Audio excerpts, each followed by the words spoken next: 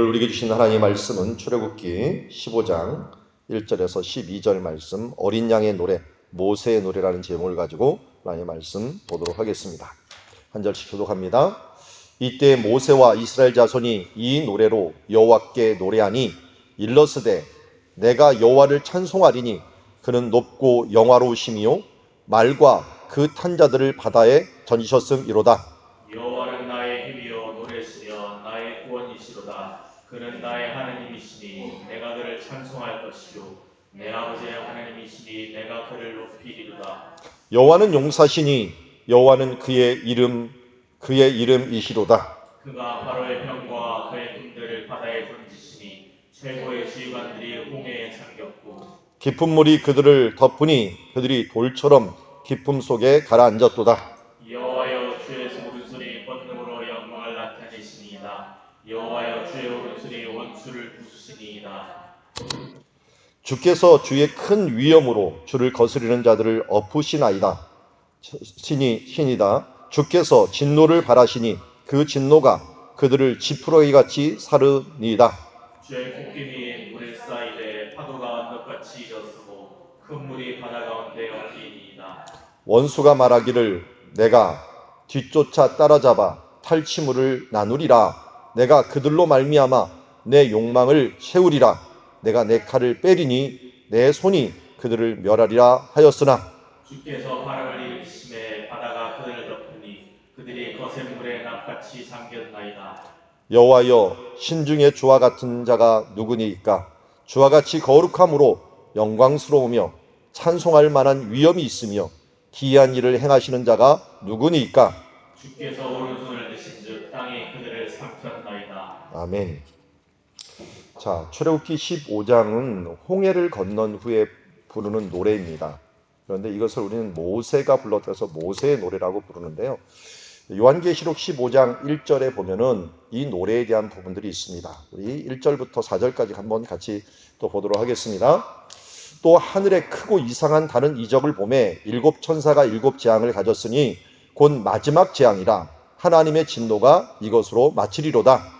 또 내가 보니 불이 섞인 유리바다 같은 것이 있고 짐승과 그의 우상과 그의 이름의 수를 이기고 벗어난 자들이 유리바다가에 있어서 하나님의 검은 볼을 가지고 하나님의 종 모세의 노래 어린 양의 노래를 불러 이르되 주 여호와 하나님이 곧 전능하신 이시여 하신 일이 크고 놀라우시도다. 만국의 왕이시여 주의 길이 의롭고 참되시도다. 같이 읽습니다. 주여 누가 주의 이름을 두려워하지 아니하며 영화롭게 하지 아니하오리까? 오직 주만 거룩하시니이다.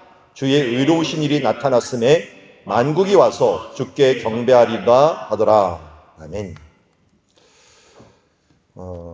출애굽기하고 요한계시록하고는 아주 잘 연결이 될 때가 많습니다. 특별히 우리 홍해를 건너는 장면과 또 유리바다와 같은 이 불이 섞인 심판이 끝난 유리바다를 건너는 사건이고, 또 모세도 이제 홍해 가에 서 갖고 노래하는 것처럼 여기도 성도들이 유리바닷가에 서서 노래합니다.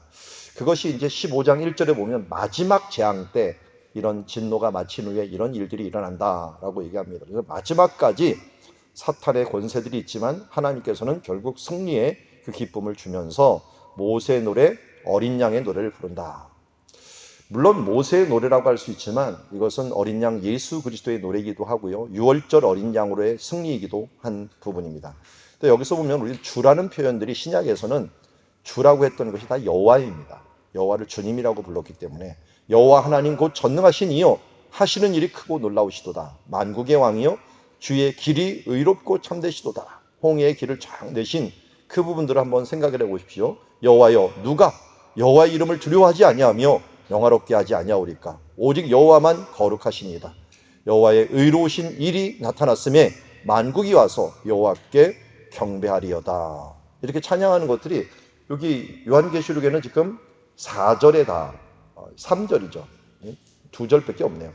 3절, 4절에 끝나지만 그걸 아주 풀로 해놓은 것이 오늘 출애굽기 15장이에요. 12절까지만 한 게 아니라 더 깁니다. 더 끝나는데 여기 앞에 보면 하신 일 있죠. 하시는 일이라고 했는데 하시는 일을 갖다가 한자로 얘기하면 행사라고 할 수가 있어요. 행사. 하나님께서 행하시는 일. 그 부분들을 자세히 풀어놓은 것이라고 할 수가 있어요. 그래서 앞에도 우리 찬양이 있지만 먼저는 하나님께서 이루신 일들에 대해서 모세가 어떻게 했습니까? 찬송하리니 하면서 하나님께 찬송하고 하나님께 감사하는 노래를 부르는 것을 보게 됩니다. 그래서 여호와를 찬송하리니 그는 높고 영화로우시며 말과 긋한 자를 바다에서 건지셨음이로다.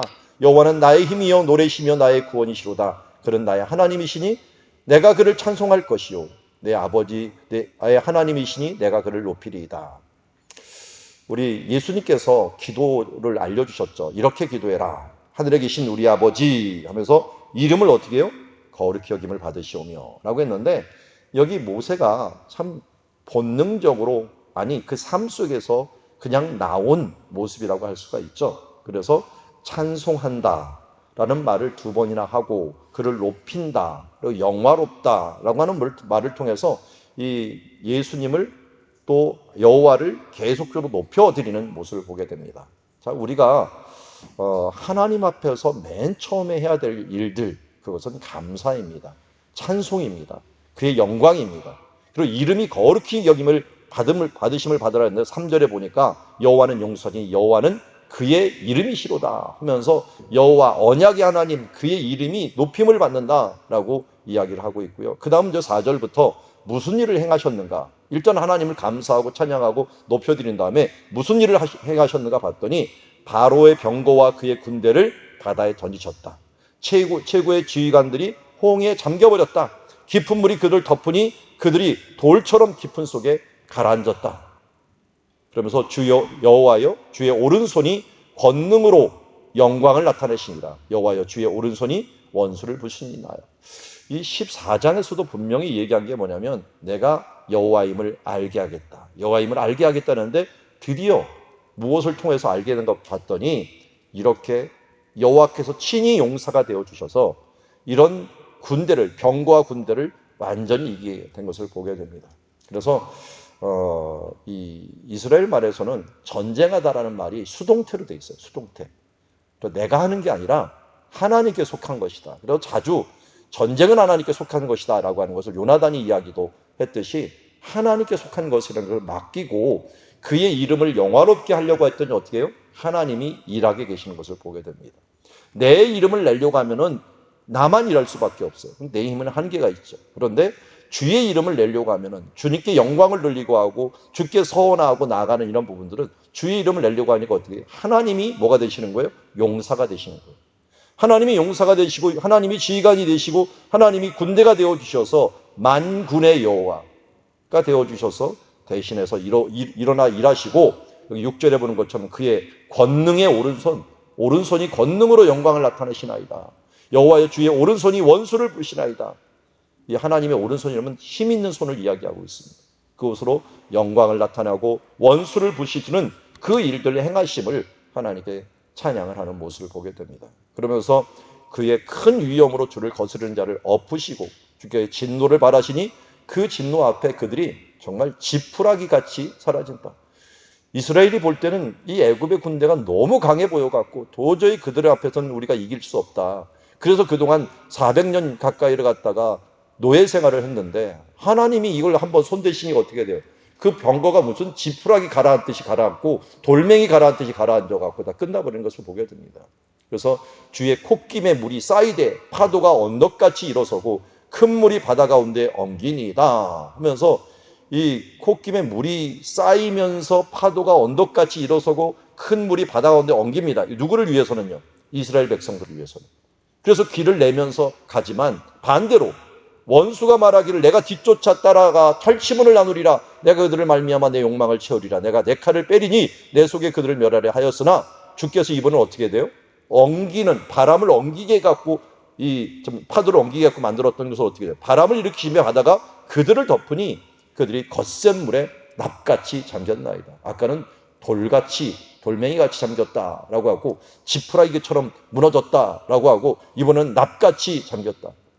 이게 금속 중에서 가장 무거운 게 납이죠. 그러다 보면 납같이 푹 가라앉아갖고 잠겼나이다. 참 하나님이 하신 일들을 놀랍게 이 시적으로 표현한 모습이라고 할 수가 있습니다. 그래서 이제는 또 11절에 뭐라고 합니까? 여호와여 신중에 주와 같은 자가 누구니까? 주와 같이 거룩함으로 영광스러우며 찬송할 만한 위엄이 있으며 기이한 일을 행하신 자가 누구니까?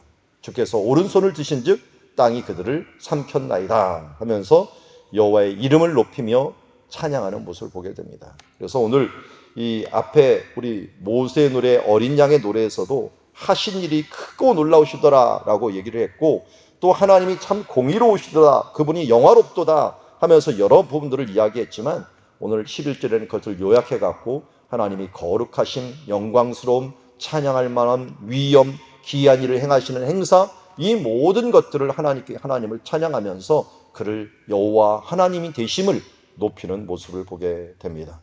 우리가 여호와의 이름을 거룩히 여기는, 영광을 돌리는 삶들은 바로 이와 같은 삶을 살아갈 것을 하나님께 요청하고 있는 것을 보게 됩니다. 그래서 오늘 말씀을 보면은 이렇게 세 가지로 우리가 요약을 할 수가 있을 것 같아요. 하나님께서 우리에게 주신 구원의 감격을 감사하며 찬양하는 자가 되어야겠다. 항상 감사와 찬송이 있는 우리의 삶들이 되어야겠다. 왜요? 우리가 자꾸만 잊어버려요. 이 홍해에서 건너 사건들을 우리가 정말 잘 잊어버리죠. 이스라엘 백성은 조금 가면 또 불평해요. 이걸 보면은 구원의 감격을 너무 잃어버려요. 그래서 이 다윗도 밧세바를 범한 뒤에 구원의 기쁨을 회복시키시고 라고 하는 표현을 써요. 우리가 이것을 잊어버리는 동시에 자꾸만 불평하게 되고 은혜에서 멀어지게 되기 때문에 그렇습니다. 두 번째는 뭡니까? 여호와의 권능과 행하신 일, 행사를 찬양하는 거예요. 우리를 향하여 행하신 일들, 내가 받은 복을 세워보아라 라고 하는 것처럼 우리를 향하여 행하신 그 다이나믹한 그 모습들을 한번 바라보고 감사하는 삶을 살아야 될 것이요, 마지막으로는 그의 기이함과 그의 위엄과 그의 모든 여호와의 이름을 높이는 삶들을 살아가야 될 줄 믿습니다. 오늘도 이러한 삶으로 우리가 승리하고, 이런 예배를 이제 앞서서 우리가 기도하고 나아갈 때 우리 주일날 이러한 모습으로 감사와 찬양이 있고 하나님이 일하심에 대해서 정말 찬양을 하고 그 하나하나를 복을 세워보면서 감사하고 하나님께 최고의 영광을 돌릴 수 있는 그런 예배자의 시간들이 되기를 주의 이름으로 축원합니다.